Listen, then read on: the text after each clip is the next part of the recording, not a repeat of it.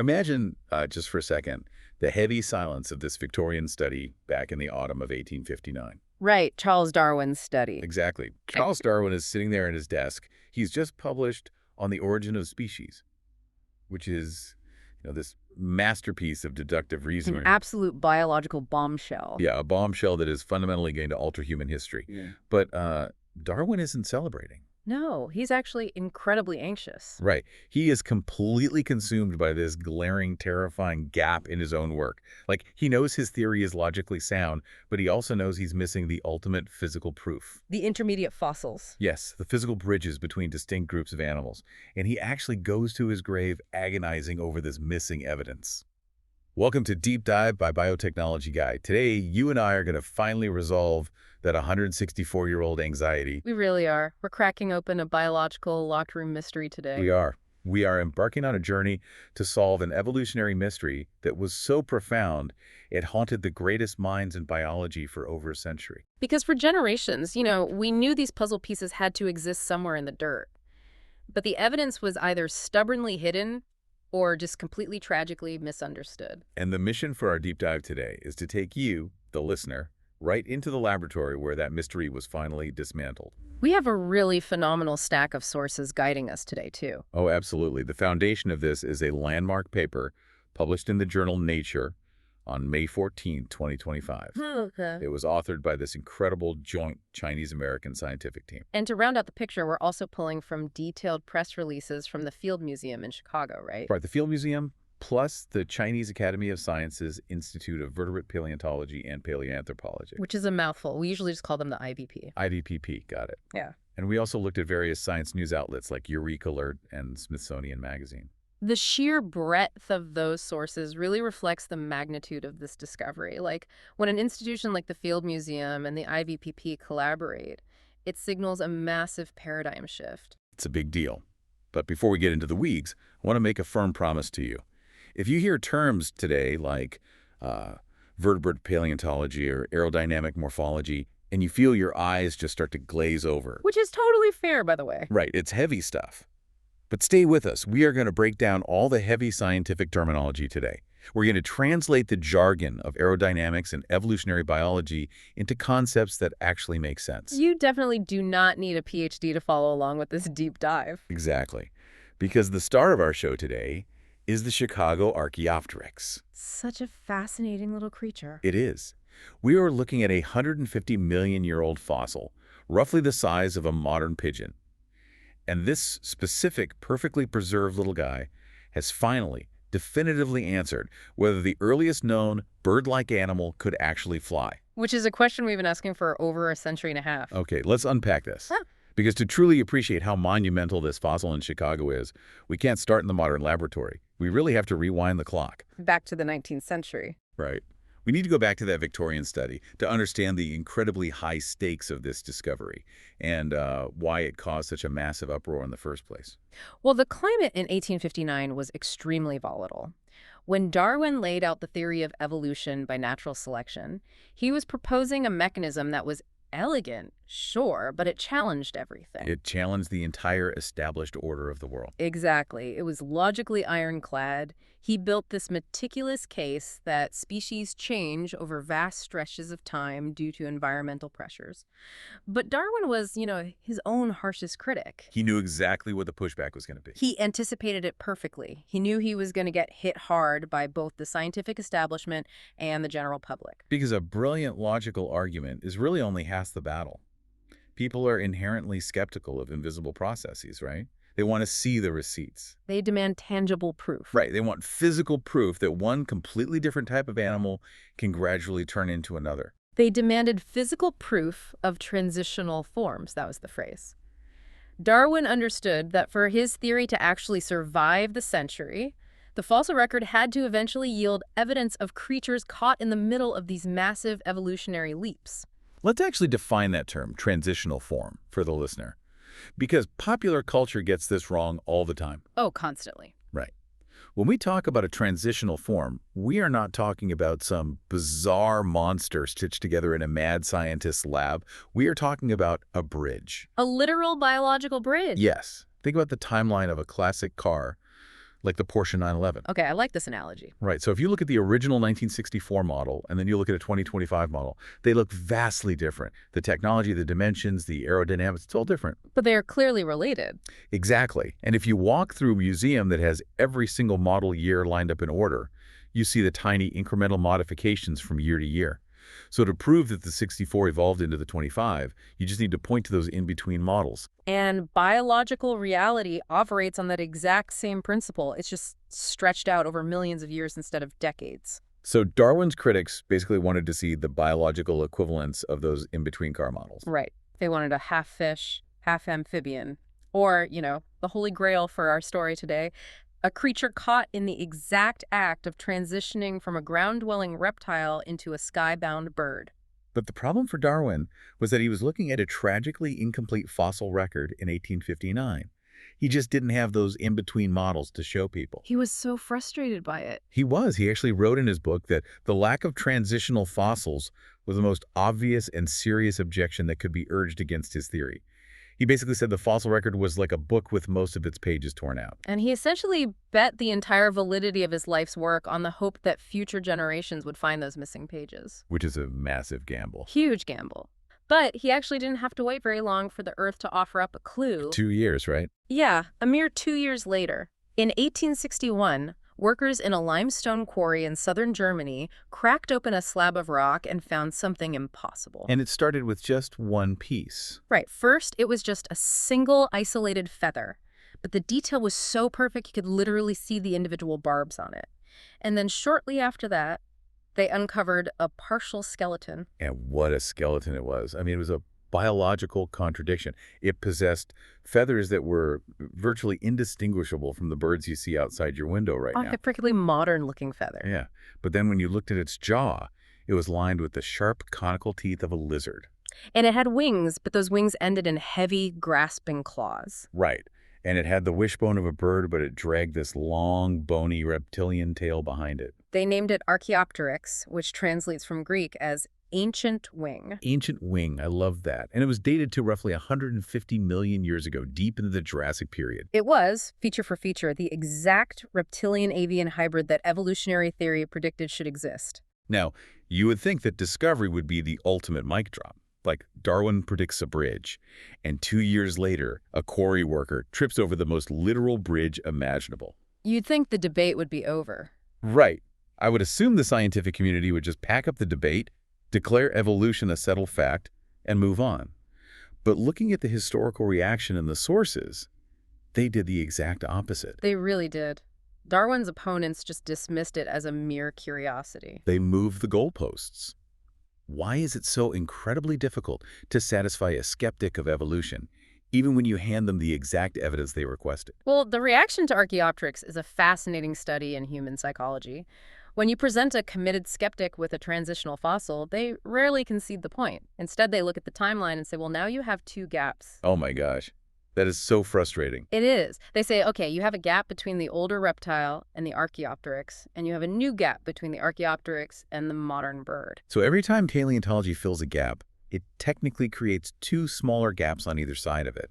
Exactly. It creates this never-ending demand for ever-increasing resolution. So no matter how many pages you tape back into the book, they complain about the missing sentences between the words. That is exactly the burden of proof in paleontology.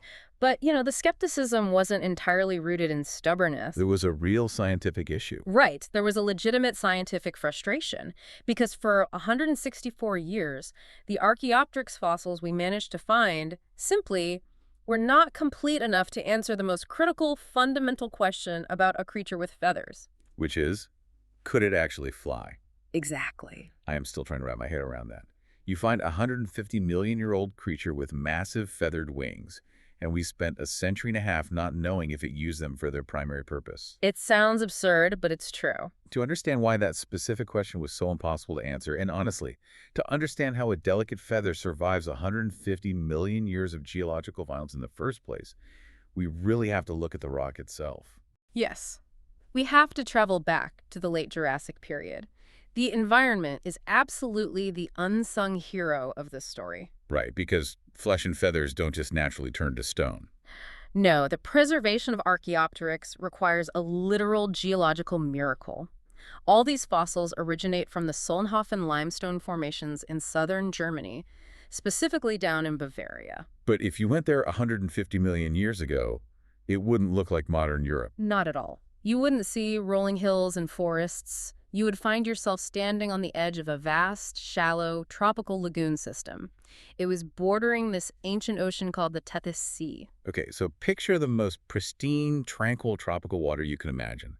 But beneath that beautiful surface, the lagoon was harboring a very specific, almost deadly chemical environment. Yeah, the deeper waters were severely oxygen poor. Let's make this relatable for the listener, because normally when an animal dies in a forest or an ocean reef, a massive biological cleanup crew arrives almost instantly. Right, scavengers tear the remains apart. Exactly. And whatever the scavengers leave behind is consumed by microscopic bacteria and fungi. But those tiny decomposers have a hard requirement, right? They need oxygen to fuel their metabolism. Without oxygen, that entire machinery of decay just shuts down completely. So in the deepest parts of these Solnhofen lagoons, the water was completely stagnant. It didn't circulate with the oxygen-rich water at the surface at all. And because of that stagnation, scavengers couldn't dive down to eat the remains without suffocating, and the aerobic bacteria simply couldn't survive. Okay, so imagine an Archaeopteryx dies. Maybe it gets caught in a nasty storm, falls into the lagoon, and slowly sinks to the bottom. Once it crosses that invisible chemical barrier into the oxygen-starved depths, the biological clock just stops ticking. The cleanup crew never arrives. Never. The body just rests undisturbed in the silent dark, and then comes the second phase of this preservation miracle. The water in this specific lagoon was supersaturated with calcium carbonate. And over immense stretches of time, this carbonate precipitates out of the water. Right, it falls to the bottom like an incredibly fine, invisible snow, and this sediment is microscopic in its texture. It's like, think about taking a fragile, intricate autumn leaf and pressing it between the pages of a massive, heavy encyclopedia. That fine carbonate snow falls layer by microscopic layer, just gently enveloping the animal. And over millions of years, the immense pressure of the earth compresses that soft mud into lithographic limestone. Which is a very specific type of stone, right? Yes. The grain of this stone is so exceptionally smooth and fine that centuries later humans would actually mine it specifically for high-end printing processes. That is wild. But that microscopic fidelity in the rock is the sole reason the imprint of something as delicate as skin and feathers survived the eons? The pressed leaf analogy really perfectly captures the mechanics of it. Because normally the fossil record is incredibly biased. Oh, extremely biased. It only remembers the hardest materials, bones, teeth, shells, soft tissue like muscle, skin, and feathers. That degrades way too quickly to fossilize under normal conditions. So the Solnhofen limestone is one of those rare windows into the deep past that actually preserves the soft anatomy. It gives us this ghost-like photograph of the living animal. But of course there's a tragic irony to that pressed leaf analogy. Right. What happens when humans finally find it? Because before the star of our deep dive arrived in Chicago, 13 other Archaeopteryx specimens had been pulled from those German quarries over the decades. 13 of them.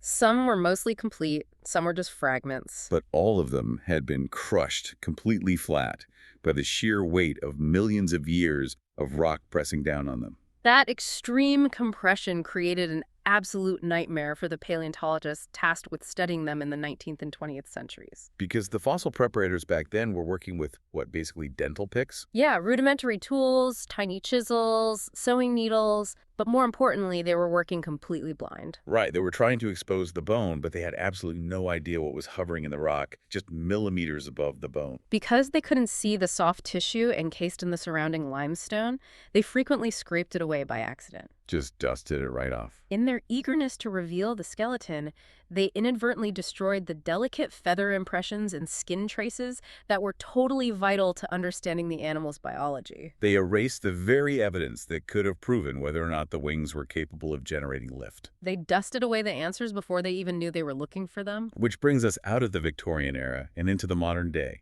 The 14th specimen, the Chicago Archaeopteryx. And what absolutely baffles me is the timeline here. It's a very strange timeline. Right, this game-changing fossil wasn't carefully excavated by a team of scientists last year. It has this remarkably murky history. Well, the provenance of fossils can often be complicated, and this one is a really prime example. While the exact date it was pulled from the Earth is undocumented, We know it was excavated from those same Solnhofen quarries sometime prior to 1990. That is wild to me. The most important fossil for avian evolution was just sitting around while the Berlin Wall was coming down. Where was it? It basically vanished into the shadowy world of private fossil collection. Unbelievable. For decades, it was completely walled off from the scientific community. It just sat in private hands, unexamined, unpublished, and entirely unknown to the researchers who dedicate their entire lives to this field. Wow. And the situation didn't change until August of 2022. That's when a coalition of supporters and donors finally secured it for the Field Museum in Chicago, bringing it back into the public scientific domain. Okay, so this legendary creature finally arrives at a major research institution. It's essentially a heavy slab of rock, right? The contents are still mostly a mystery. You'd imagine the paleontology department would be throwing a parade. You'd think so. But according to the sources, the initial reaction from the lead researchers was surprisingly cautious. Dr. Jingmai O'Connor, the associate curator of fossil reptiles at the Field Museum, was incredibly transparent about her initial feelings. She was. And Dr. O'Connor is one of the world's foremost experts on early bird evolution. Her reaction is a perfect reflection of the deep scientific fatigue surrounding Archaeopteryx. Because they've been arguing about it for so long. Exactly. She stated, and I quote, "When we first got our Archaeopteryx, I was like, this is very, very, very cool, and I was beyond excited.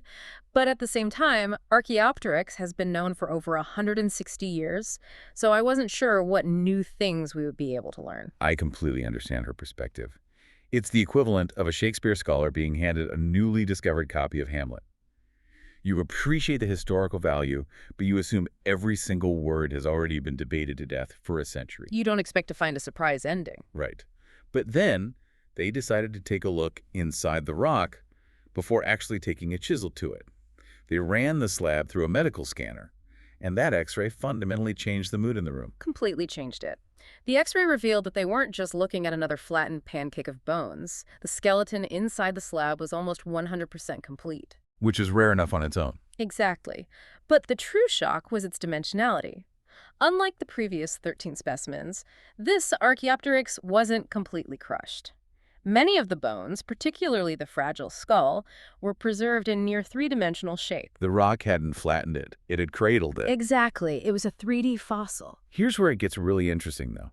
Because discovering you have a 3D fossil is a massive victory, sure, but it immediately presents a terrifying logistical problem. Oh, a massive problem. How do you get it out? As we established, the soft tissue, the feathers, the skin that is the actual prize here. Past preparators destroyed that prize trying to get to the bone. How did the Chicago team avoid repeating the mistakes of the 19th century? They essentially had to perform paleontology in the dark, both literally and figuratively. They had to rely on a suite of modern technologies that simply didn't exist for previous generations of scientists. And the effort was spearheaded by Akiko Shinya, right? The Field Museum's chief fossil preparator. Yes, Akiko Shinya and her team. So the first piece of technology they deployed was micro-CT scanning. For the listener, if you've ever had a CT scan at a hospital to look at a broken bone or an internal injury, you know the machine takes X-rays from multiple angles to create a cross-section of your body. Micro-CT scanning is that exact same principle, but dialed up to an almost incomprehensible level of microscopic resolution. So wait, instead of looking for a fracture in a human femur, they're looking for what exactly? They're looking for the microscopic porous structure of a bird bone embedded in solid rock.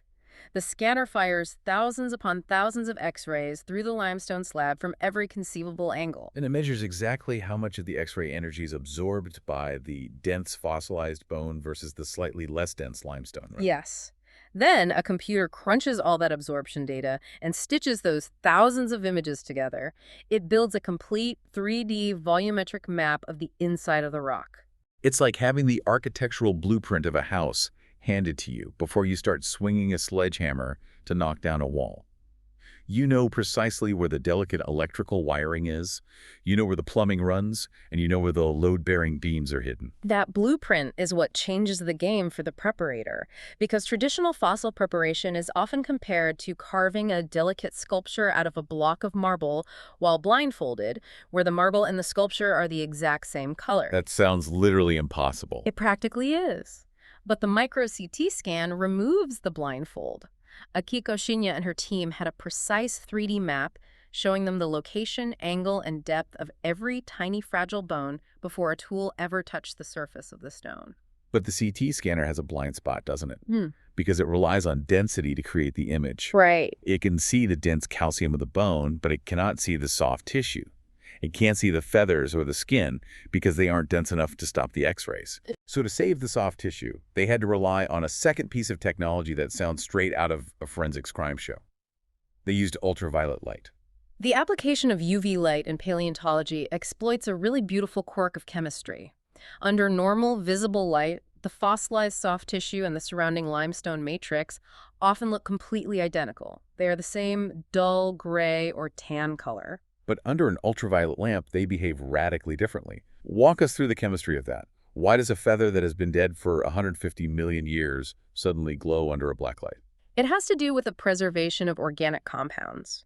Bone and the calcium carbonate of the limestone do not fluoresce significantly when hit with UV radiation. Okay. However, the organic materials that made up the flesh, skin, and feathers went through complex chemical alterations over millions of years of fossilization. Even though the original proteins are long gone, they leave behind specific mineralized remnants. What paleontologists refer to as a chemical ghost. A chemical ghost, yes. When the high-energy photons from a UV light hit these specific chemical ghosts, the electrons in the molecules get excited, and as they settle back down, they emit visible light. They glow. It's a faint spectral glow against the dark, non-glowing background of the rock. So try to picture the intense environment inside the Field Museum lab. It must have been incredibly tense. Right. You have the preparator sitting in a pitch-black room. They're using pneumatic tools equipped with carbide needles that vibrate thousands of times a minute.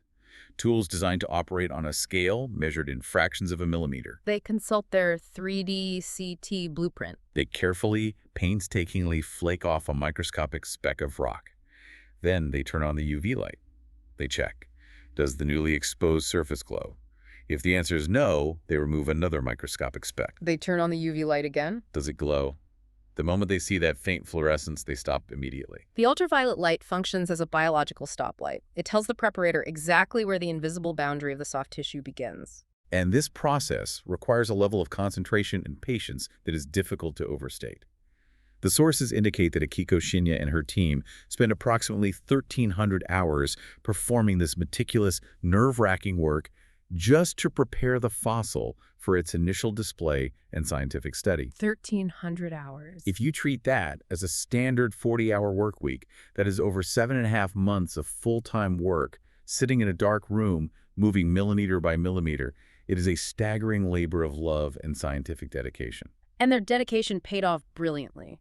Because by respecting the chemical boundaries revealed by the UV light, they successfully exposed the most information-rich, anatomically complete Archaeopteryx ever seen by human eyes. But the physical preparation of the fossil is only half the story, right? The way the team handled the data afterward represents a profound shift in modern paleontology. I'm so glad you brought this up, because when Dr. Hu Han from the Chinese Academy of Sciences and Dr. Jingmai O'Connor finally published their groundbreaking findings in Nature, they didn't just print a few pretty pictures and lock the raw data away on a hard drive in Chicago. They open-sourced the discovery. They did.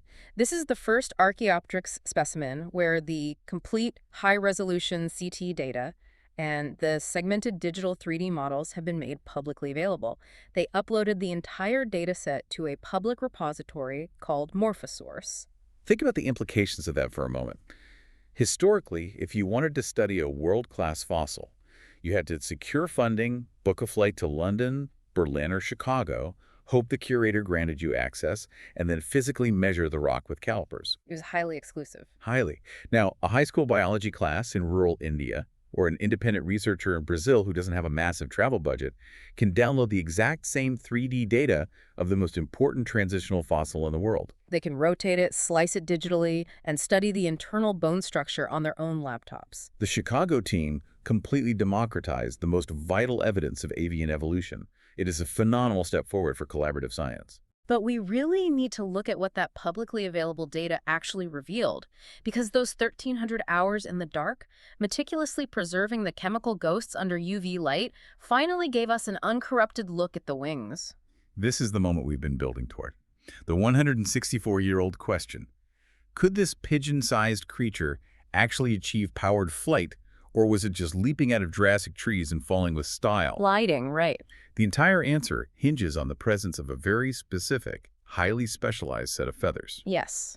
If you examine any living bird today that is capable of powered, sustained flight, whether you are looking at a tiny hummingbird hovering over a flower or a massive albatross crossing an ocean, they all share a critical aerodynamic feature. Okay. They possess a specific sequence of feathers growing along the upper arm bone, the humerus. These feathers bridge the gap between the bird's elbow joint and its body. In ornithology, these specialized upper arm feathers are called tertials.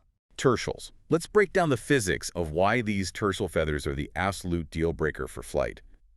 It all comes down to how a wing interacts with the air to generate lift, right? Exactly. If you want to fly, your wing cannot just be a collection of random feathers. It must function as a continuous, unbroken aerodynamic surface. Exactly the opposite of a porous net.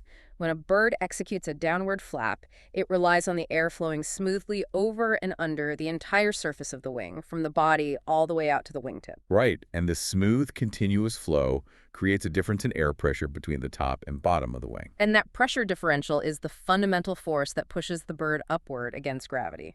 Let me try to visualize this with an analogy for you listening at home. Imagine you are skydiving. You jump out of the plane, you pull the ripcord, and your parachute deploys. Okay, I'm with you. The parachute catches the air and slows your descent specifically because it is a solid, unbroken dome of tightly woven fabric. The air pushes up against it evenly. Now, imagine a terrifying scenario where someone has taken a pair of scissors and cut a massive hole in the parachute canopy right next to the straps holding your harness. The physics change instantly. Right. When you fall, the air doesn't push evenly against the canopy anymore. The air takes the path of least resistance. It violently rushes straight through that massive hole. The aerodynamic integrity of the dome is destroyed. The parachute collapses inward, lift completely vanishes, and you fall like a stone. That terrifying scenario is exactly what happens to a bird's wing if there is a gap between the elbow and the body. If the space over the humerus isn't sealed, the air rushes violently through that gap during the downstroke. The lift just disappears. The aerodynamic flow over the rest of the wing is disrupted, lift collapses, and sustained flight becomes physically impossible. In modern birds, those tertial feathers serve as the essential aerodynamic seal. They plug the hole in the parachute. They plug the hole. They seamlessly connect the body to the primary and secondary slight feathers on the forearm. I'm deducing here, but I imagine the length of the bird's arm plays a huge role in this. Like a bird with short little arms probably doesn't have much of a gap to fill. Your deduction is spot on. Short-armed birds only require a few tertials to bridge the distance, but birds with long upper arms require a long, dense row of them to maintain the seal. Right. Regardless of the arm length, though, no powered flying bird exists without them. And this brings us to the core aerodynamic problem with Archaeopteryx. Scientists didn't just guess it might need tertials. They knew the mass demanded it. Yes, since the 1980s, paleoornithologists have known that Archaeopteryx possessed an unusually long upper arm bone relative to the size of its body. So the morphological measurements were clear. The long humerus created a substantial physical gap between the elbow and the torso. And the aerodynamic models dictated that if this animal was engaging in powered flight, it absolutely unequivocally had to have tertials to plug that massive hole in the parachute. But the aerodynamic models were just math on a chalkboard. They needed the physical proof. Yeah. And because the 13 previous fossils had been crushed by the rock or aggressively scrubbed by Victorian preparators trying to find the bone, the upper arm region was always a disaster zone. It was awful. The feathers there were either totally missing, preserved as an illegible smudge, or literally chiseled away a century ago. No fossil had ever preserved the definitive presence of tertials. Until the Chicago team turned off the lights and turned on the UV lamp, Yes. the meticulous preparation of the 14th specimen provided the undeniable proof. The fossil beautifully and unambiguously preserves long tertial feathers on both the left and right wings. The parachute is sealed. The aerodynamic surface is continuous. As the researchers explicitly state in the Nature paper, the presence of these specialized inner secondary feathers proves that Archaeopteryx possessed the continuous aerodynamic surface necessary to generate and maintain lift. It is case closed. Dr. O'Connor's quote from the Field Museum press release lays it out with beautiful simplicity. She says, and I'll quote her here, "Our specimen is the first Archaeopteryx that was preserved and prepared in such a way that we can see its long tertial feathers." That tells us Archaeopteryx could fly. Not gliding, not fluttering to the ground. Powered, sustained, aerodynamic flight. 164 years of arguing, 164 years of looking at incomplete evidence, permanently settled by one perfectly preserved fossil, and a team willing to put in 1,300 hours of work. It is a profound triumph of modern analytical paleontology. But if we connect this to the bigger picture, it changes everything. How so? The discovery of these tertials doesn't just neatly resolve the mystery of one specific animal. It actually introduces a massive, disruptive plot twist into our entire understanding of the dinosaur family tree. I was hoping we would get to this because the implications here are staggering. How does proving that this one specific pigeon-sized bird could fly end up messing with our understanding of the rest of the dinosaurs? Well, the disruption stems from the fact that Archaeopteryx was far from the only dinosaur with feathers. Right, there were lots of them. Over the last 3 decades, particularly with discoveries coming out of fossil beds in China, paleontology has uncovered a vast menagerie of non-avian dinosaurs that were heavily feathered. We are talking about agile predators like Microraptor and entire families of dinosaurs known as dromaeosaurids and troodontids. Try saying those names 5 times fast. Right. But many of these creatures possessed fully feathered forelimbs that looked, to the naked eye, incredibly similar to the wings of a bird. I see where the logic was heading, though. Scientists looked at all these different dinosaurs running around with feathered arms and naturally assumed, well, if they all have wings, maybe flight was a common trait back then. That was the prevailing assumption. The evolutionary model leaned heavily toward a single, unified origin of flight. The idea was straightforward. Flight evolved once, deep in the lineage, in a common, feathered ancestor. And once that ancestor unlocked the secret of the skies, all of its various feathered descendants, including Archaeopteryx and these other winged dinosaurs, simply inherited that ability. But the Chicago Archaeopteryx completely shatters that straightforward narrative. And it all comes back to the tertials. The tertial strike again? They do. The presence of tertials on Archaeopteryx forced the research team to re-examine those other feathered dinosaurs, specifically the ones situated closest to birds on the evolutionary tree. Okay, and what did they find? When they looked closely at the forelimbs of Microraptor and the troodontids, they found a glaring absence. Those other dinosaurs lacked the crucial humeral tertials. Wow. So they had the parachute canopy, they had the long arms, but they never sealed the gap. They still had the massive hole cut in the middle of the fabric. Which means the physics of lift would have failed them. Without those tertials, their feathered wings could not achieve the aerodynamic seal required for powered, sustained flight on the downstroke. They possessed the biological equipment, feathers and long arms, but that equipment was not configured for flying. Exactly. If they weren't flying, what on earth were they doing with massive feathered wings? That seems like a huge biological investment for no aerodynamic payoff. It's an excellent question, and it speaks to how evolution co-opts existing structures. Those feathered forelimbs likely served vital non-flight purposes. Like what? They might have used the broad surface area to help them glide short distances from tree to tree, acting more like a parachute than a true wing. They could have used them for elaborate visual mating displays, much like a peacock uses its tail. Oh, that makes sense. Or, highly likely, they used the insulating properties of the feathers to shield and brood their eggs, keeping them warm in the nest. But whatever they were doing, they were not engaging in powered flight like Archaeopteryx. So we have to completely rewrite the timeline. Because we used to think of evolution as this elegant straight line. A fish neatly turns into an amphibian, a reptile neatly turns into a bird. It was viewed as one great invention passed smoothly down the family line. But the absence of tertials and close relatives forces us to embrace a much more chaotic concept called convergent evolution or parallel evolution. Meaning they developed it independently? Yes. The data strongly suggests that powered flight didn't just evolve once in a neat linear progression. It is highly probable that flight evolved independently, multiple different times, taking entirely different anatomical paths across completely different lineages of dinosaurs. That is genuinely mind-blowing. It frames nature less like an organized assembly line and more like a messy experimental workshop. A perfect way to put it. You have all these different branches of the dinosaur family tree walking around the Jurassic landscape with the same basic raw materials, right? Insulating feathers, elongated forelimbs, lightweight bones, and completely independent of one another, they start tinkering with those materials. Yes, tinkering is the right word. One branch uses the feathers to keep their eggs warm. Another branch uses them to look intimidating to predators. And then the Archaeopteryx branch happens to configure those feathers with a seal of tertials over the elbow and essentially invents powered flight by accident. It fundamentally changes our view of evolutionary history. It transforms the straight ladder of progress into a dense, bushy, experimental tree.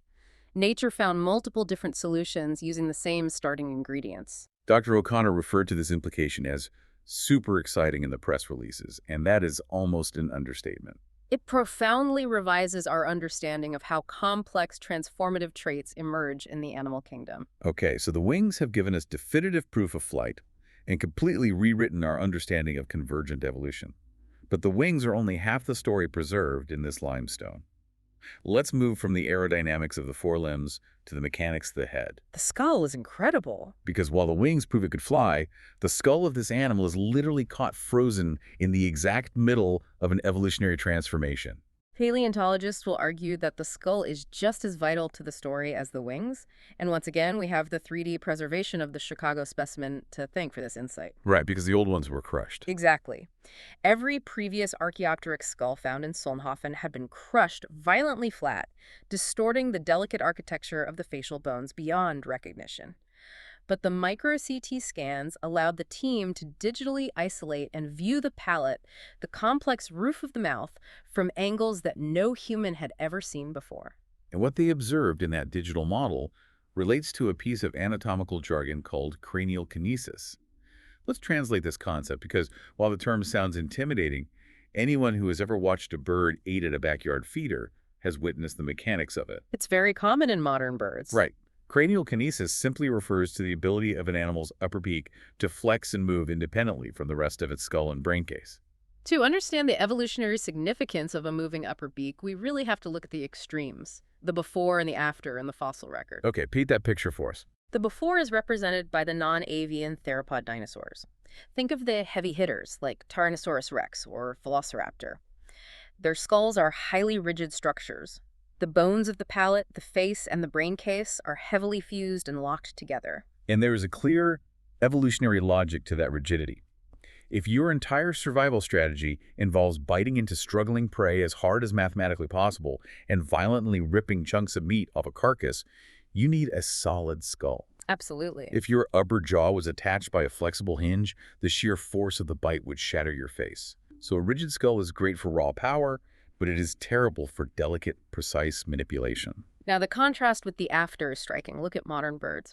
Over millions of years, the descendants of those rigid-skulled dinosaurs evolved this incredible system of cranial kinesis. They traded power for flexibility. Yes. The fused, locked bones of the theropod palate slowly reorganized and separated into a highly complex, articulated system of levers and sliding joints. This allows the upper beak to pivot, raise, and lower completely independently of the brain case. The sources provide some phenomenal examples of why this matters. Think about a macaw or a parrot. A parrot can take a remarkably hard nut, maneuver it precisely within its beak, and use the kinetic joints in its skull to apply the exact fraction of pressure required to crack the outer shell without crushing the soft meat inside. It's incredibly precise. Or consider a woodpecker. A woodpecker slams its face into solid wood thousands of times a day, but the kinetic joints and lever systems in its skull act as shock absorbers, directing the kinetic energy away from its delicate brain. That mechanical flexibility is the secret to avian dominance.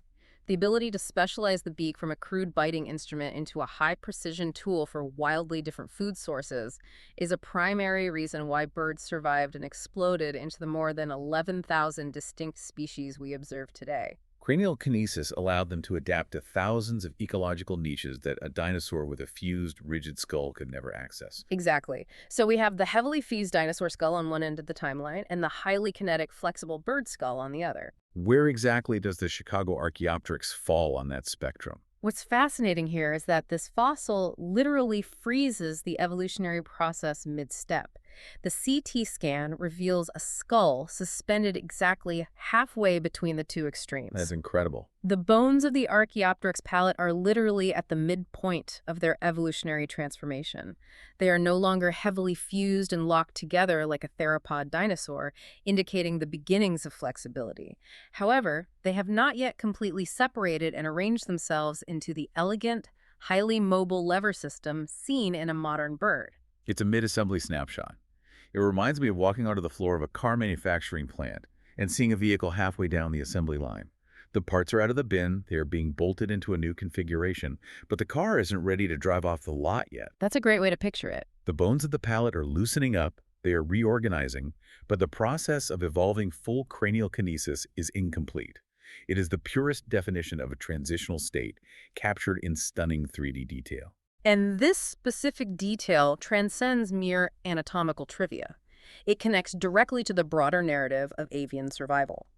As Dr. O'Connor noted in the research, observing this cranial kinesis mid-evolution provides a profound insight into the origin of avian adaptability. It shows us the very beginnings of the mechanical advantage that would eventually allow birds to survive the catastrophic extinction event that wiped out the rest of their dinosaur relatives. Right. It was laying the groundwork for survival.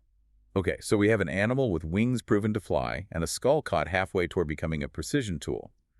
But beyond the mechanics of flying and eating, what was the actual lived experience of this creature?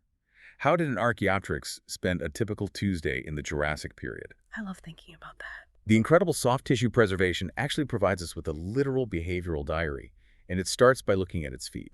The feet offer a wonderfully counterintuitive behavioral clue. Because the preservation of the Chicago specimen is so pristine, the paleontology team didn't have to guess the foot shape based solely on the bone structure. They could actually examine the soft tissue. They're scales, right? Yes, specifically the tiny, tightly packed scales covering the toe pads of the animal. By comparing the shape, size, and arrangement of these scales to the foot pads of living birds, they found a distinct ecological match. And the match completely defies the popular imagination. Because when most people envision the first bird, they naturally picture it behaving like the birds they see every day. You imagine it clinging vertically to the side of a tree trunk or perching delicately on a high branch, singing a Jurassic song. But the physical evidence contradicts that imagery completely. How so? The scales on the toe pads did not match the specialized rough textures found on tree-dwelling songbirds whose feet are adapted for tight perching.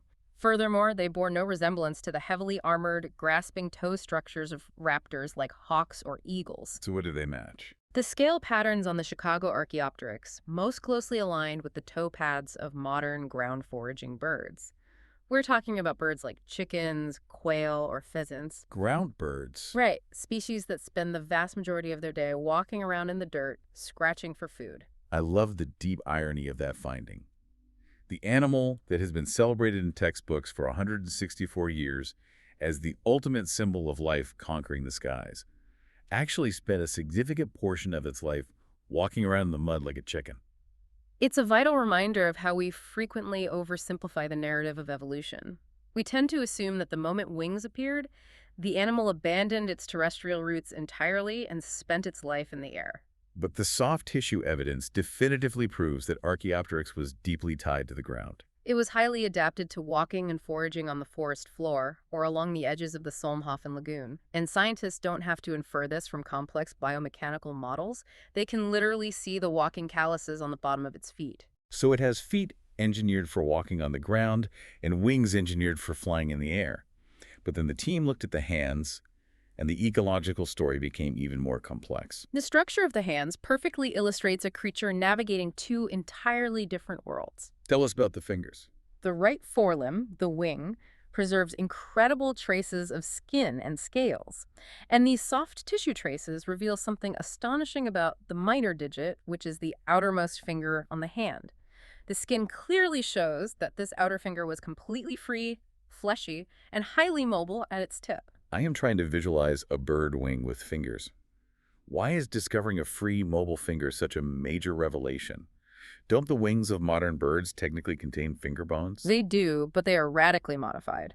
In modern flying birds, those ancestral finger bones are heavily fused and tightly bound together into a single, stiff, aerodynamic unit to provide rigid support for the primary flight feathers. Right, you don't see a pigeon with free, fleshy fingers wiggling around at the end of its wing. Exactly. For decades, the dominant assumption in paleontology was that because Archaeopteryx could fly, its fingers must have also been fused and locked into the wing structure to support the feathers. But the soft tissue preservation proved the assumption wrong. The outer finger wasn't locked into the aerodynamic surface. It was free to move. which implies the creature was using its forelimbs for complex tasks other than simply generating lift. Like what? What would it do with a free finger? It could use that free mobile finger to manipulate a piece of food. It could grip a branch to steady itself, or it could use the clawed digits to climb up the rough bark of a tree trunk before launching itself into the air. It retained the functional, grasping hands of its theropod dinosaur ancestors, even while operating the aerodynamically advanced wings of its avian descendants. It was a true chimera of function. And the anatomical surprises extended all the way to the end of the animal. The fossil even revealed new, unseen details about its tail and spine. Let's talk about the tail, because that's always been a defining feature. Right. The complete vertebral column, the entire spine and tail, is visible in the Chicago specimen. Measurements confirm that the tail is actually longer than scientists had estimated based on the distorted, crushed specimens from the past. And there was something about the neck, too. Yes. Even more remarkably, the micro-CT scans revealed the presence of paired protluses.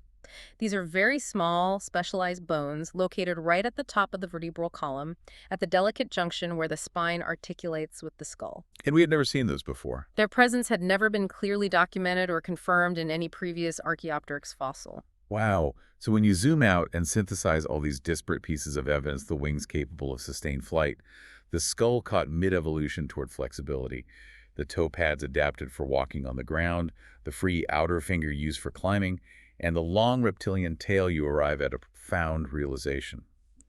Archaeopteryx wasn't just some pathetic, half-baked protobird struggling to survive. That is the most important ecological takeaway from this entire study.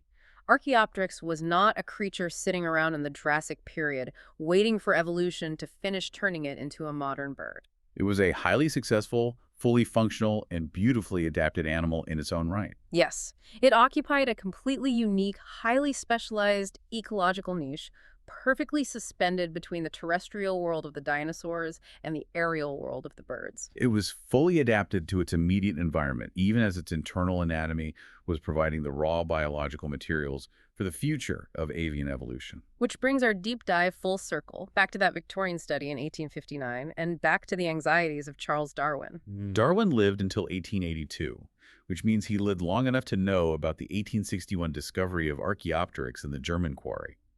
He even updated later editions of On the Origin of Species to cite the fossil as proof that transitional forms truly existed. But he went to his grave never knowing the answer to the ultimate biological question. He died never knowing if his most famous transitional fossil could actually fly. It took 143 years after his death, but the Chicago Archaeopteryx finally delivered his ultimate vindication. It really did. Darwin predicted that if humanity looked hard enough and dug deep enough into the fossil record, the Earth would eventually reveal the gradual mechanical modification of species. He predicted we would find the literal, physical bridges connecting seemingly unrelated branches of the tree of life. And for 164 years, the opponents of evolution argued that those bridges simply didn't exist. They argued that if a supposedly transitional fossil was found, it was just an imperfect, incomplete freak of nature, a biological dead end. But the Chicago specimen proves beyond any shadow of a doubt that a transitional form isn't imperfect in the slightest. It is the exact opposite of imperfect. Every single feature we have analyzed today sits on a precise, measurable, logical trajectory. The aerodynamic tertial feathers that seal the wing. The kinetic skull captured mid-assembly. The toe pads adapted for walking. The free outer finger not yet committed to flight. Every single anatomical trait is perfectly, elegantly balanced on the line between the theropod dinosaur that preceded it and the modern bird that followed it.